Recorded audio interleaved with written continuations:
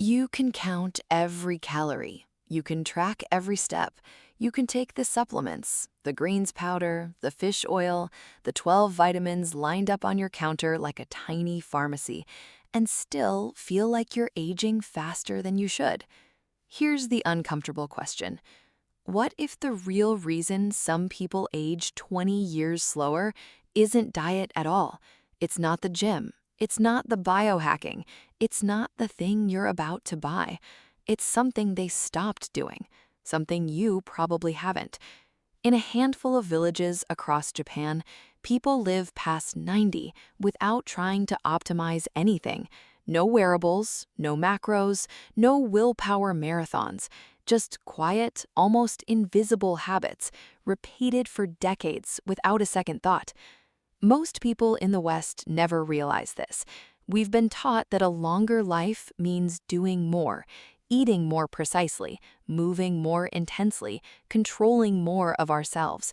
But what if longevity was never about addition? What if it was about subtraction?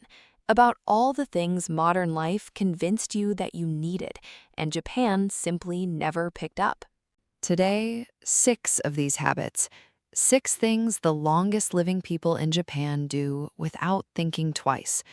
Number 3 sounds almost too simple to matter. A meal rule so small you'll wonder how it could possibly change anything. And yet, entire villages built their eating habits around it for generations. Number 6 is different. It's the one most people actively avoid. Not because it's hard, because it feels unproductive, because everything in you has been trained to resist it. But here's what nobody talks about. The habits in between only work because of what comes at the end. Skip the first 5 and you'll still feel some benefit. Skip the 6th and the other 5 quietly stop holding together. So stay until the 6th one, because that one doesn't just add to the list. It's the thread that ties the whole thing together. And without it, everything else slowly comes undone. That's not a small claim, but by the end of this video, you'll understand exactly why it's true. Number 1. Think about the last time you finished a meal. Really finished it. Plate scraped clean, maybe a little too full, maybe reaching for one more bite out of habit rather than hunger. In the West, eating has become a math problem. Count the calories, track the macros, weigh the portions on a little digital scale, and still somehow we walk away from the table feeling like we did something wrong. In Okinawa, there's a different rule, a quiet one, spoken before almost every meal for generations. It doesn't ask how much you ate, it asks how much you stopped yourself from eating. This is Hara Hachi Bu. It means eating until you're 80% full, stopping while there's still a little room left before your body even signals that it's had enough. Most people in the West never realize this isn't restriction, it's not a diet, there's no counting involved at all. It's simply a pause built into the rhythm of eating itself, a moment of awareness right before the last few bites. And this is the part that changes everything. Fullness was never the goal. Satisfaction is. A stomach stretched to its limit doesn't feel like victory. It feels like weight, like heaviness, like a body working overtime just to keep up. Okinawans learned centuries ago that stopping a little early doesn't mean going without. It means giving your body room to breathe. You've been chasing fullness for years. Japan quietly solved that problem long before diet culture existed. But eating less is only half the story. What you do with the time you save at the table, that's secret number 2. Number 2. In the West, work is something to survive. You clock in, you clock out, you count down the years until retirement, the finish line, where real life finally begins.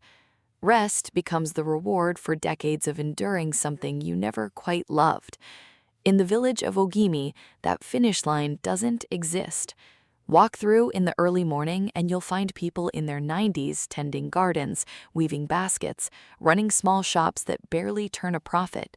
Not because they have to, because stopping was never the plan. This is Ikigai. It means your reason for being, the quiet overlap between what you love, what you're good at, and what the world around you actually needs. Most people in the West never realize this. We treat purpose like a luxury, something you chase after the bills are paid and the obligations are met. In Ogimi, purpose isn't separate from daily life. It is daily life. And this is the part that changes everything. Purpose isn't a nice to have, it's medicine. Researchers studying these villages found something striking. People with a clear sense of Ikigai showed lower rates of stress-related illness, steadier hearts, sharper minds well into old age. Not because they worked harder, because they never stopped feeling needed. You've spent years waiting for permission to matter. Japan never waited at all. But purpose alone doesn't explain why these villages age so slowly. The people around you might explain even more. That's secret number 3. Number 3. In the West, independence is treated like the highest achievement. Living alone, needing no one, handling everything yourself. We call it strength. Quietly, though, it can look a lot like isolation wearing a better costume. In Okinawa, a different kind of bond forms early and never really breaks. Children are placed into small social groups, sometimes as young as 5 years old. Those same groups meet, support each other, and check in on one another for the rest of their lives, 60, 70, 80 years later. This is Moai.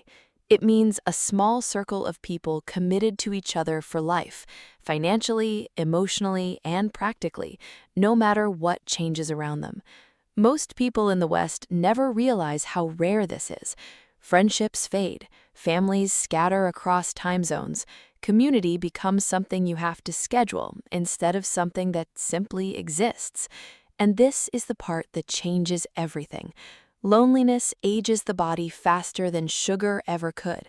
Studies on isolation show it raises inflammation, disrupts sleep, strains the heart in ways that mirror chronic illness. Moai solves this quietly, without anyone naming it as medicine. Someone always knows if you didn't show up today. You've been treating connection like an extra. Japan built it into the foundation. But even the strongest circle of friends can't undo a body that never leaves the couch. What happens next might surprise you, because rest itself works differently there too. Before we go further, take a moment. If any of this is landing, just pause here. Think of one person you haven't checked on this month. Not a big gesture, not a whole conversation, just a name that comes to mind, someone you've quietly let drift. That's it. That's the whole ask. And if you're watching this, you already know exactly who that person is. Now, here's where things shift. 3 habits down, 3 to go. But what we're about to cover next, most people in the West have never even considered it. It has nothing to do with food and nothing to do with people. It has to do with where you spend your time and why the ground beneath your feet might matter more than you think. Number 4. In the West, nature is something you visit. A weekend hike, a vacation photo, a brief escape before returning to fluorescent lights and concrete floors, back to the version of life that actually counts. In Japan, doctors write something different into a prescription, not medication. A walk into the forest, slow, deliberate, with no destination and no phone in hand. This is Shinrin-Yoku. It means forest bathing, the practice of immersing yourself in a forest, not for exercise, but simply to let your senses absorb it. Most people in the West never realize this is backed by decades of research. Japanese scientists studying forest environments found measurable drops in cortisol, blood pressure, and heart rate after just 20 minutes among trees. Not a jog, not a workout, just presence. And this is the part that changes everything. Your nervous system was never built for concrete and fluorescent light. For nearly all of human history, the body calibrated itself against soil, leaves, moving air, natural light shifting through the day. Strip that away for decades, and something in the system stays quietly on edge, never fully able to settle.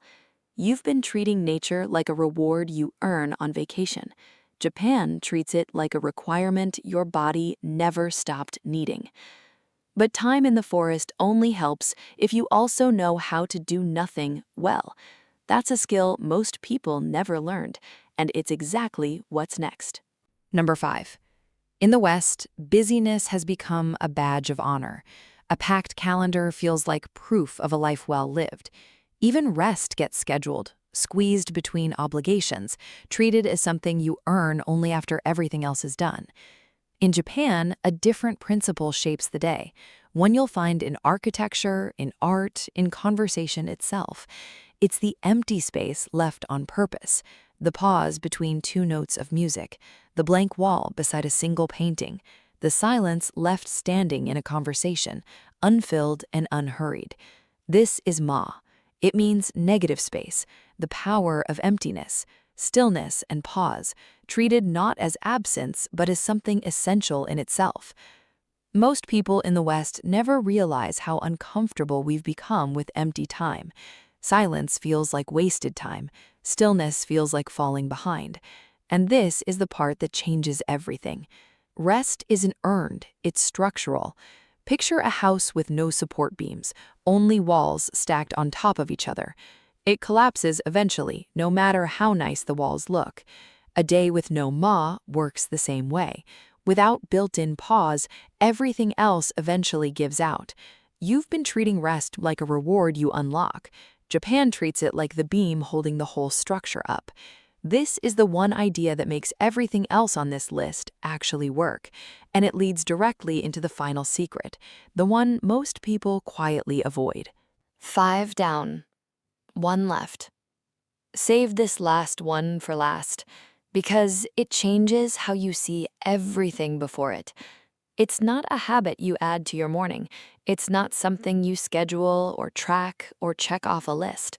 It's something quieter than that. Something most people actively avoid without ever realizing they're avoiding it. And once you understand what it is, the other 5 will make a different kind of sense. Number 6.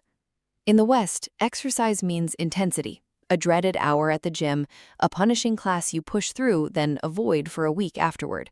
Movement gets treated like medicine you swallow all at once, bitter and occasional, something to survive rather than something to enjoy. In Okinawa, movement barely looks like exercise at all. An elder kneels in a garden pulling weeds for 20 minutes. Someone walks to the market instead of driving. Meals are eaten seated low on the floor, which means standing up and sitting down again and again, dozens of times a day without ever calling it a workout. This is Kaizen. It means the practice of continuous, tiny improvements repeated so consistently that they compound into something enormous over time. Most people in the West never realize this applies to the body just as much as it applies to habits or careers. There's no single dramatic session that builds a resilient body. There's only the accumulation of small, unremarkable movement, repeated daily for decades without fail. And this is the part that changes everything. Your body doesn't want a workout. It wants to be used gently, all day, every day. Muscles built through constant low-intensity movement rarely break down the way muscles pushed through occasional intensity do. Joints that squat, kneel, and rise all day stay mobile far longer than joints that sit still for 6 days and then get punished on the 7th. The body was never designed for extremes. It was designed for rhythm. You've been treating movement like a debt you settle occasionally, painfully, then avoid. Japan treats it like breathing, small, constant, and completely unremarkable. And here's why this one ties the other 5 together. Eating with awareness, living with purpose, staying connected, walking among trees, resting on purpose, none of it means much if the body itself is falling apart. Kaizen of the body is the quiet foundation that lets everything else actually hold. Skip this one, and the other 5 slowly lose their footing. Include it, and suddenly all 5 make sense together for the first time. Look back at everything you just heard, stopping before full, never fully retiring from purpose, staying tied to the same small circle of people for decades, walking among trees instead of scrolling past them, leaving space in the day instead of filling every minute, moving gently and constantly instead of punishing the body once a week. None of these are additions. Not one of them asks you to do more. Most people in the West never realize this. We've spent years believing longevity requires effort stacked on top of effort, more discipline, more tracking, more willpower thrown at a problem that keeps winning anyway. But look closer, and every single secret is actually a subtraction.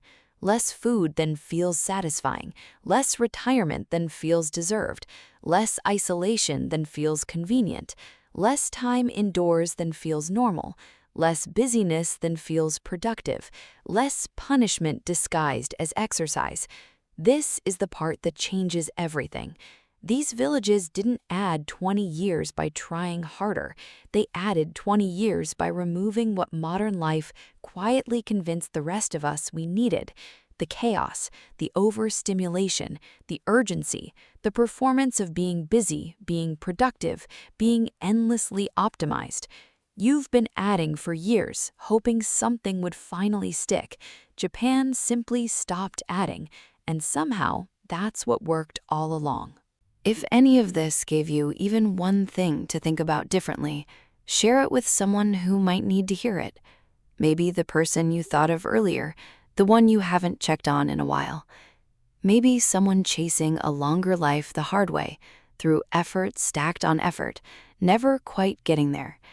And if you want more of this, the quiet wisdom Japan has been living for centuries, one video at a time, subscribe. Every week, we go a little deeper. Think back to where this started. Calories counted, steps tracked, supplements lined up like a tiny pharmacy, promising a longer life through more effort, more control, more optimization. But what if the real reason some people age 20 years slower isn't diet at all? You've heard the answer now. It was never about adding years to your life. It's about removing what's been quietly taking them.